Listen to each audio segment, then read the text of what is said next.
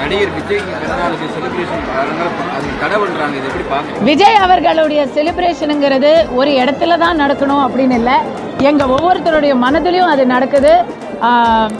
இந்த கேள்வியை கேட்டதுனால இங்கேயும் நான் சொல்லிக்கிறேன், தமிழக வெற்றி கழகம் தலைவர் ஜனநாயகன் விஜய் அவர்களுக்கு என்னுடைய பிறந்தநாள் வாழ்த்துக்கள். காற்றுக்கும் அன்பிற்கும் உண்டோ அடைக்கும் தாழ். விஜய் மேலே இருக்கிற அன்பு எந்த ஒரு குட்டி விதிமுறையாலையும் அது குறைஞ்சிராது. அவருக்கு பிறந்த நாளுங்கிறது ஒவ்வொரு ரசிகருக்கும் ஒரு பெரிய விழா தான்.